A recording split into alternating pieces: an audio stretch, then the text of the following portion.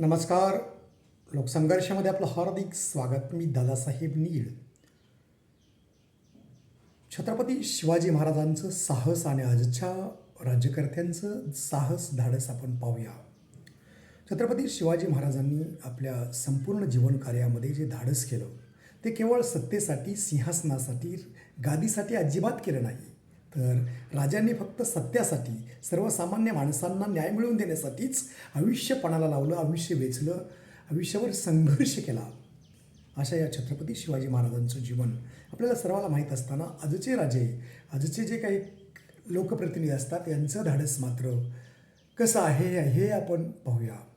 आजचे फक्त स्वार्थासाठी एकत्र येणारे, सत्तेसाठी एकत्र येणारे आपण अनेक नेते, अनेक राजे नेते पाहतोय, परंतु सत्यासाठी मात्र कुणीही पुढे आलेला आजपर्यंत आपल्याला दिसला नाही. दिसेल की नाही याची गॅरंटीही देता येत नाही. परंतु छत्रपती शिवाजी महाराज यांचं राज्यकारभार हा अतिशय उत्तम होता आणि म्हणूनच छत्रपती शिवाजी महाराजांना केवळ लोककल्याणकारी एक राजा, एक योद्धा म्हणूनच नव्हे, तर लोककल्याणकारी राजा, न्यायप्रिय राजा आणि दूरदृष्टीचा राजा म्हणून आजही ओळखलं जातं.